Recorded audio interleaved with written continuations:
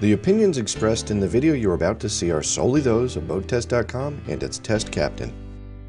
Sea Ray has introduced the all-new 450 sedan bridge for 2012, and we recently tested one of the first units off the production line in Florida.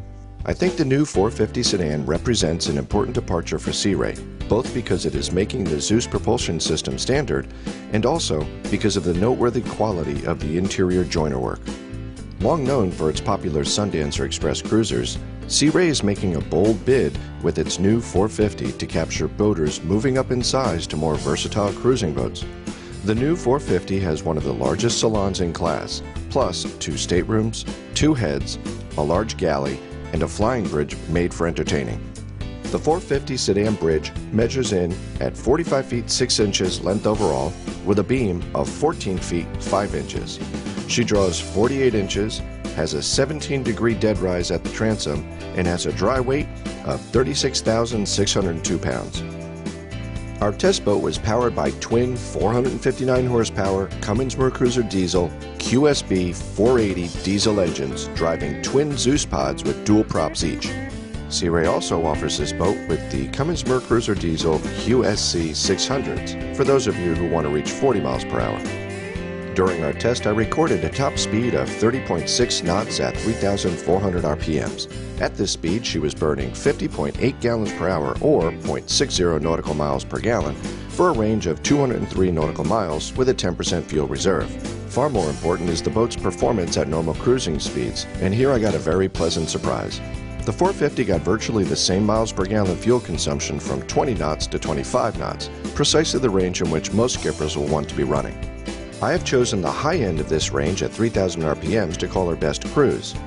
There she goes 25.3 knots, burning 36.2 gallons per hour, getting 0.70 nautical miles per gallon, and has a range of 236 nautical miles with a 10% reserve. Now let's take a quick look on deck. Forward there are no surprises. The side decks are wide enough that I could put 2 of my size D shoes side by side and easily walk to the bow.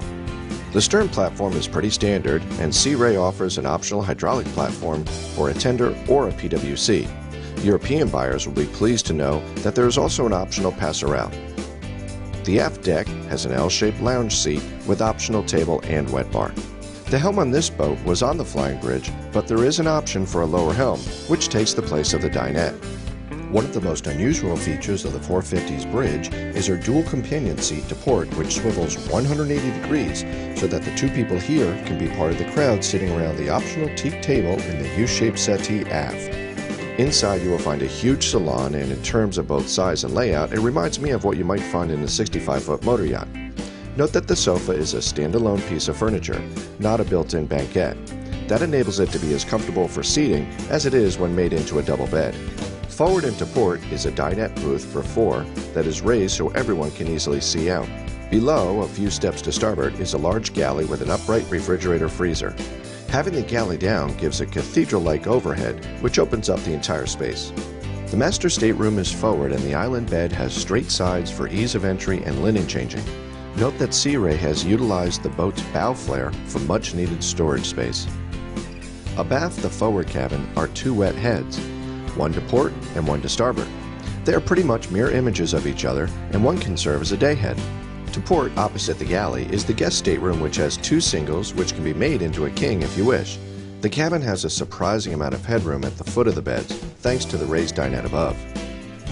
That's our quick look at the performance, deck, and interior of the new Sea Ray 450 sedan bridge. For BoatTest.com, I'm Christopher Hughes.